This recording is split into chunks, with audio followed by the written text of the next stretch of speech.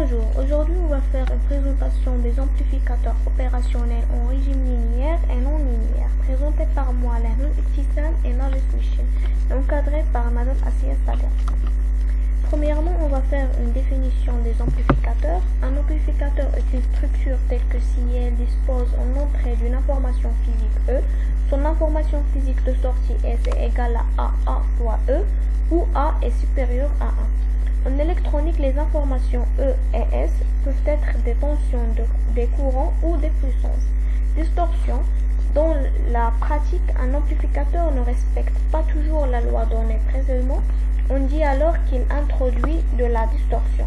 Régime linéaire. Une structure fonctionne en régime linéaire lorsque son information de sortie respecte une fonction linéaire de l'information d'entrée. S est égal à F de E. La fonction F répond à la loi mathématique complexe et continue. Régime de commutation. Une structure fonctionne en régime de commutation délivre en sortie deux états distincts et seulement deux, en fonction du ou des signaux d'entrée. Les amplificateurs opérationnels. Les caractéristiques d'un amplificateur opérationnel. Ils présentent des caractéristiques qui en font une structure attrayante et simple à la fois. Amplificateur en tension infinie, impédance d'entrée quasi infinie, pas de perte de puissance dans l'étage d'entrée. Les courants d'entrée sont nuls. L'impédance de sortie cassée nulle, pas de perte de puissance en sortie. Large bande passante, même réaction à 1 Hz qu'à 100 MHz. Un amplificateur opérationnel se présente souvent sous forme des circuits intégrés 8 branches ou plus, si plusieurs amplificateurs sont intégrés dans un même circuit. Il possède une borne d'entrée E+, une borne d'entrée E-, une sortie S, une borne d'alimentation plus V, une borne d'alimentation moins V. Les tensions d'alimentation doivent presque toujours être symétriques par rapport au 0 V du montage. Elles ne sont pas toujours représentées dans le symbole. Amplificateur en régime linéaire. L'étude d'un montage à l'amplificateur opérationnel passe presque toujours par la recherche de sa fonction de transfert. La fonction de transfert est définie de manière littérale de rapport entre la tension de sortie et la tension d'entrée. Par exemple, Vs sur Ve est égal à moins R2 sur R1. Rétroaction. On dit qu'il y a rétroaction lorsque une partie du signal de sortie d'un montage est réinjectée sur son entrée. Méthode d'analyse à l'aide d'un exemple. Soit le montage suivant. Première étape. Y a-t-il une rétroaction sur la borne? Si oui, alors le montage fonctionne en régime linéaire. Sinon, alors le montage fonctionne en régime de commutation. Étape 2. Si le montage fonctionne en régime linéaire, alors epsilon est égal à E+, E- est égal à 0. Je place une tension de 0 V. L'étape 3. Je place toutes les flèches de tension et de courant en respectant les sens conventionnels. Ne pas oublier que les courants d'entrée sont nuls. L'étape 4. J'écris l'équation de la maille dans laquelle apparaît la tension de sortie. Vs est égal à moins VR2 moins 0. Donc Vs est égal à moins VR2 est égal à moins R2 fois I2. Étape 5. Je cherche les autres équations qui me permettent de trouver la fonction de transfert. Ve est égal à VR1 moins 0 qui est égal à R1 fois I1.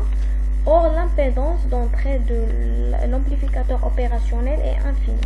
Donc, le courant d'entrée est nul. Donc, I1 est égal à I2, ce qui donne Vs sur Ve est égal à moins R2 sur R1.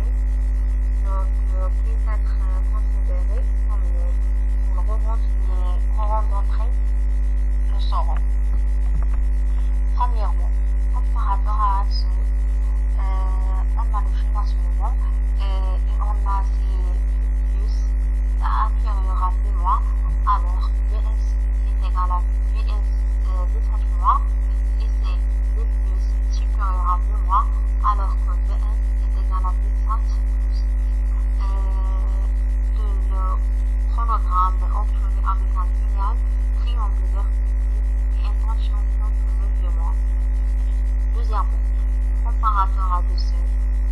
Si le signal est entaché de bruit, il se produira plusieurs basculements au moment de l'égalité d'une tension d'entrée. Pour remédier à ce problème, on réalise un comparateur de seuil. Observons la figure. Quelle que soit la valeur de tension V-, la source de l'amplificateur opérationnel est en saturation et V+ est égal à bêta fois Vs avec bêta est égal à R1 sur R1 plus R2. Soyons V1 plus est égal à bêta fois V sat et V2 plus est égal à bêta fois V sat plus. Supposons V1 inférieur à V+, Vs est égal à V plus et V sat plus est égal à bêta fois V1 et ça supérieur à 0. Faisons croître V-. La source change d'état lorsque V- est égal à bêta fois V sat plus. Vs, prenons alors la valeur Vs est égal à V sat inférieur à 0.